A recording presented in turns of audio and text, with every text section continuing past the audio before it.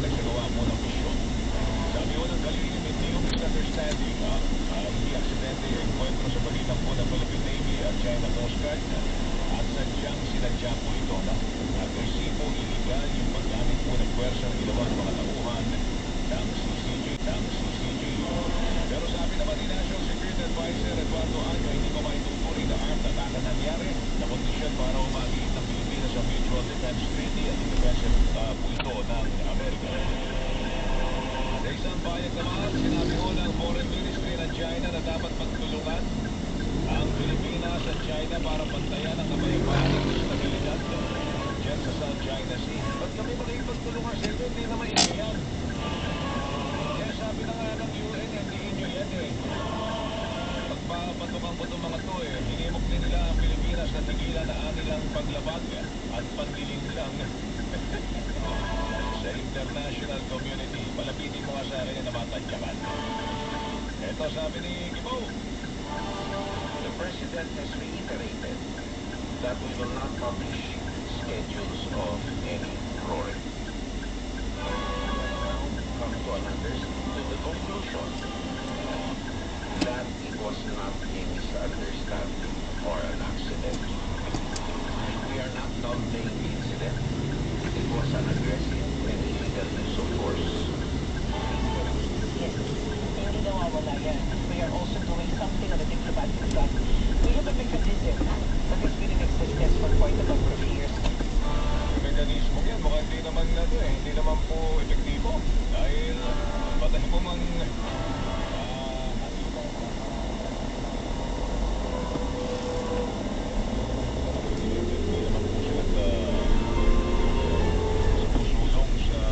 Kapayapaan. daan patungo po sa kapayapaan. Sila po ang nag-i-instigate ng kalukuhan po dyan, ng pananakit. Ayan o, tapos meron pong nakitang tambuhalang barko dyan po sa area ho ng Ayungin Shore. Ang pakay, alam naman po natin lahat ang pakay po nito tayo po itaputin. Wala akong kwentang kausap itong gobyerno nito ng China, mga kapuso.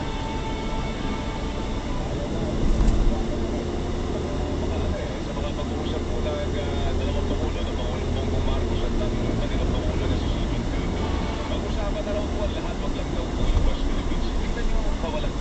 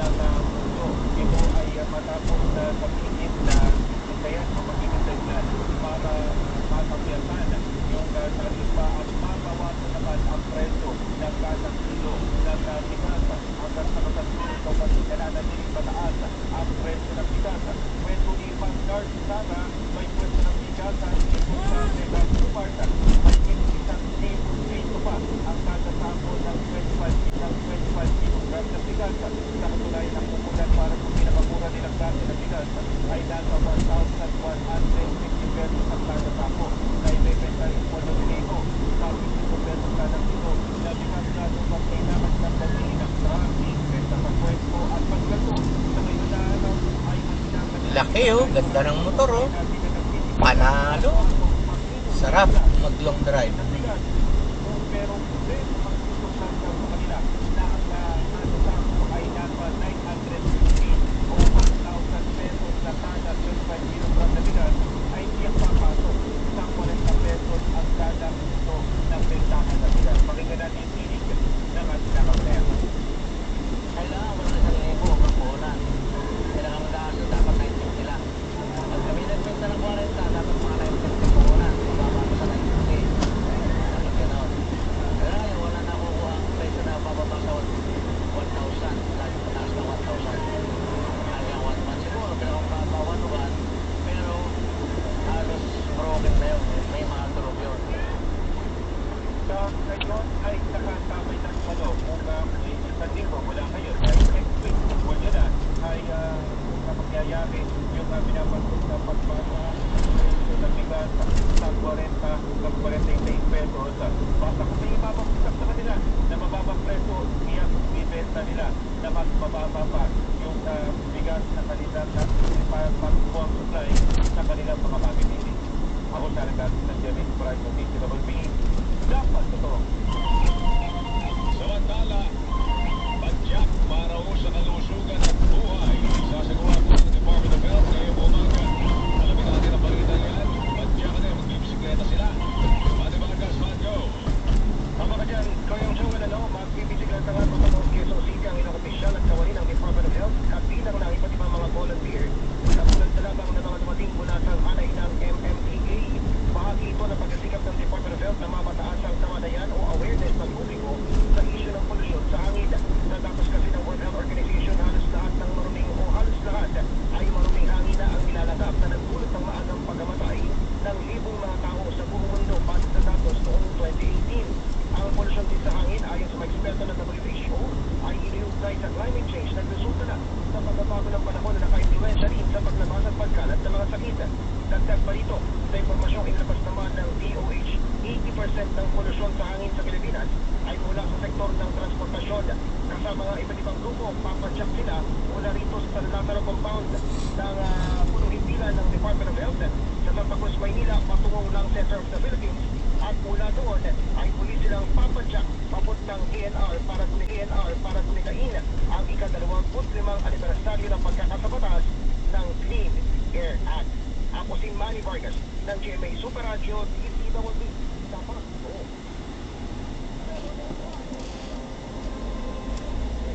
Okay, sa ating pagbabalik mga kapuso, pag-uusapan po natin yung pangamba na nagagamit po sa eleksyon, ang kita po ng Pogo. Dito po sa Pilipinas, mga kapuso, itinatawag po natin Pogo Politics.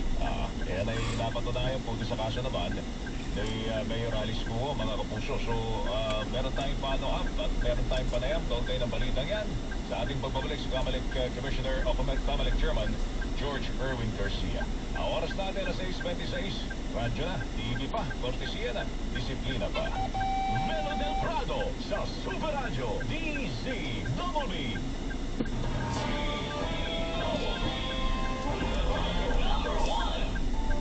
Blessed day, everyone. Ako po si Venus Ra. Akala ko conquering the universe was the ultimate. But there's more. Dahil tinawag po ako ng Panginoon for a major purpose. To guide the youth, help communities, and to bring others closer to Him. Kaya I take care of my health through proper diet, exercise, and MX3 capsule. I am ready to serve. Kasi para sa Panginoon, hindi lang ako fourth runner-up. First place. 19, tsaka 14. 61. Mag-MX3 araw-araw para MX-Extraordinary. MX3. Tested and proven Holy with cow. alpha, beta, at gamma macrostate.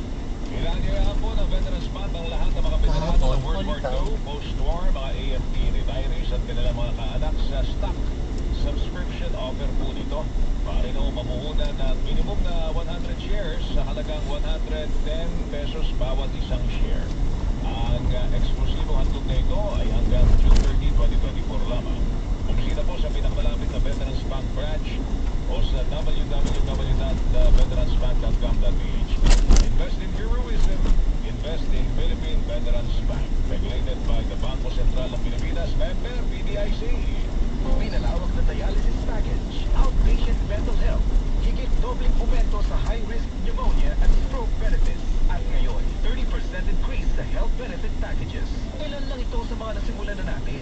Tuloy-tuloy na po ang pagbuti ng ating benepisyong PhilHealth. Ang layunin namin, pinalawak at mga bagong benepisyo para sa mamamayang Pilipino. Abot kamay na ng lahat. Tumawag sa 8662-2588 para sa detalye. Robust Dietary Supplement for Men. Sabi nila, ang tunay na lalaki, matibay, magaling at matigas.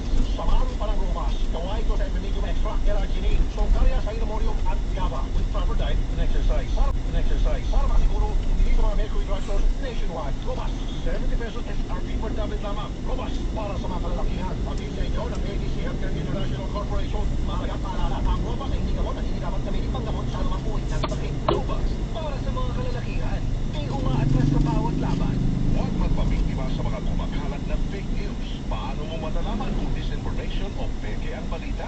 Laging i-check kung mapagkakatiwalaan ang mga sources ng mga ito. At bago i-share ang mga posts, i-research ang mga claims at information na nakasaad dito, lalo na pagdating sa mga gamot. Huwag mahihiyang magtanong sa mga doktor o sa mga accredited na botika para makasigurado. Para sa ligtas at dekalidad na gamot, hanapin ang check. Pag may check, that's RightMed. Laging i-check ang totoo.